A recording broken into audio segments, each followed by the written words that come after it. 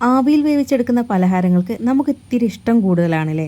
ഇന്ന് നമ്മളെ വളരെ ഹെൽത്തി ആയിട്ട് ചെയ്തെടുക്കാൻ പറ്റുന്ന ഒരു 4 മണി പലഹാരമാണ് കേട്ടോ ചെയ്തെടുക്കുന്നത്. എല്ലാവരും ട്രൈ ചെയ്ത് നോക്കുക. കാരണം അത്രയും ടേസ്റ്റാണ് കേട്ടോ ഈ ഒരു പലഹാരം.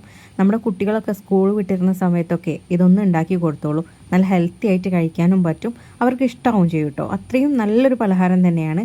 അപ്പോൾ എങ്ങനെയാണ് റാഗി വെച്ചിട്ടുള്ള ഈ ഒരു പലഹാരം തയ്യാറാക്കിയെടുക്കുന്നത് നോക്കിയാലോ. ഞാനിവിടെ ശർക്കര ചീവി എടുത്ത കണക്കാണ് കേട്ടോ പറയുന്നത്. 1 കപ്പ് എടുത്തിട്ടുണ്ട്. ഇതിലേക്ക് 1 കപ്പ് തന്നെ വെള്ളം ഒഴിച്ചിട്ട് നമുക്കിതൊന്ന് ഉരുക്കി മാറ്റി വെക്കാം. ഇനിയൊരു പാനിലേക്ക് 1 ടേബിൾ സ്പൂണോളം നെയ്യ് ഒഴിച്ചു കൊടുക്കാം. ഇതിലേക്ക് 2 ടേബിൾ സ്പൂണാണ് ഞാൻ കാഷ്യൂനട്ട് ചേർത്ത് കൊടുക്കുന്നത്. അതൊക്കെ നമ്മുടെ ഇഷ്ടമാണ് എത്രത്തോളം ചേർക്കണം എന്നുള്ളത് കേട്ടോ. ഇതിൻ്റെ കൂടെ തന്നെ 1 ടേബിൾ സ്പൂൺ റൈസിൻസ് കൂടെ ചേർത്ത് കൊടുക്കുന്നുണ്ട്. അത് നന്നായിട്ട് വറുത്തതിന് ശേഷം ഇതിൽ നിന്ന് ഞാൻ കുറച്ചൊന്ന് മാറ്റി വെക്കുന്നുണ്ട്. ആവശ്യമൊന്നുമില്ല അങ്ങനെ മാറ്റി വെക്കണം എന്നുള്ളത് കേട്ടോ. ഇനി ഞാൻ ഇതിലേക്ക് ചെറുപഴമാണ് ചേർത്ത് കൊടുക്കുന്നത്. 5 എണ്ണം ഞാൻ ചേർത്തിട്ടുണ്ട്. നിങ്ങൾ നേന്ത്രപ്പഴം ചേർത്ത് കൊടുക്കുകയാണെങ്കിൽ ഒരു 2 എണ്ണം എടുത്താൽ മതിയാവും. ചെറുപഴത്തിനൊരു പ്രത്യേകത ഉണ്ട്, എന്താ അറിയോ, അതിന് ചെറിയൊരു പുളി ഉണ്ടാവും. ആ പുളിയുടെ ഇതിലേക്ക് വരുമ്പോൾ നല്ല ടേസ്റ്റാണ് കേട്ടോ. എനിക്കത് ഇഷ്ടമല്ല എന്നുണ്ടെങ്കിൽ നേന്ത്രപ്പഴം തന്നെ എടുക്കാം. ഇനി നമ്മൾ നേരത്തെ ഉരുക്കി വെച്ചിട്ടുണ്ടായിരുന്ന ശർക്കര ഉണ്ടല്ലോ, അതൊന്ന് അരിച്ച് ഇതിലേക്ക് ഒഴിച്ചു കൊടുക്കാം. 1/2 ടീസ്പൂൺ ഏലക്കാപ്പൊടി ചേർത്ത് കൊടുക്കാം. ഒരു പിഞ്ച് ഉപ്പൂടെ ചേർത്ത് കൊടുക്കാം കേട്ടോ. ഇതൊക്കെ ഒന്ന് ബാലൻസായി കിട്ടാൻ വേണ്ടിയിട്ടാണ്. ഇത് തിളച്ച് വരുന്ന സമയത്ത് ഇതിലേക്ക് 1 കപ്പ് റാഗിയുടെ പൗഡർ ചേർത്ത് കൊടുക്കാം. ഇനി നമ്മൾ തീ ഒന്ന് ലോ ഫ്ലെയിമിലേക്ക് മാറ്റി കൊടുക്കാം. എന്നിട്ട് നല്ല പോലെ അത് കുറുക്കിയെടുക്കുക. നമ്മളിത് കുറുക്കിയിട്ട് ഏകദേശം ഒരു ചപ്പാത്തി മാവിൻ്റെയൊക്കെ പരുവത്തിലാവുന്നവരെ നമ്മളിത് കുറുക്കിയെടുക്കണം. അത്തരത്തിൽ ഇതിലെ വെള്ളം കംപ്ലീറ്റ് ആയിട്ട് നമ്മളിതൊന്ന് വറ്റിച്ചെടുക്കുകയാണ് ചെയ്യാനുള്ളത് കേട്ടോ. അപ്പോൾ ഇത് കണ്ടല്ലോ, ഇതുപോലെ ഞാനിത് വറ്റിച്ചെടുത്തിട്ടുണ്ട്. ആവശ്യമെങ്കിൽ നിങ്ങൾക്ക് ഇതിലേക്ക് കുറച്ചുകൂടെ നെയ്യ് ഒഴിച്ചു കൊടുക്കാം. കുറച്ചുകൂടെ നന്നായിരിക്കും നെയ്യ് കുറച്ചുകൂടെ ഇതിലേക്ക് ഒഴിക്കുമ്പോൾ കേട്ടോ. ഇത് നല്ല പോലെ ഒരു മാവ് പരുവത്തിലായി വന്നാൽ പിന്നെ കുറച്ച് നേരം നിങ്ങൾക്ക് ഇത് ചൂടാറാൻ വേണ്ടിയിട്ട് വെക്കാം. എന്നിട്ട് കൈ വെച്ചിട്ട് ഒന്ന് കുഴച്ചെടുക്കുക കേട്ടോ. ഇത് നല്ല ചൂടുണ്ട്, അപ്പോൾ ഞാനിത് കുഴച്ചെടുക്കുന്നുണ്ട്. കുഴച്ചെടുത്തതിന് ശേഷം നമ്മളിതിൽ നിന്ന് വലിയ ബൗൾസ് ആക്കിയിട്ട് എടുക്കാം. എന്നിട്ട് വാഴ ഇലയിലാണ് കേട്ടോ പരത്തിയെടുക്കുന്നത്. പ്രത്യേകം പറയാണ്, വാഴയില ഒന്ന് വാട്ടിയെടുക്കണം. അതെല്ലാവർക്കും അറിയാമല്ലോ അല്ലേ.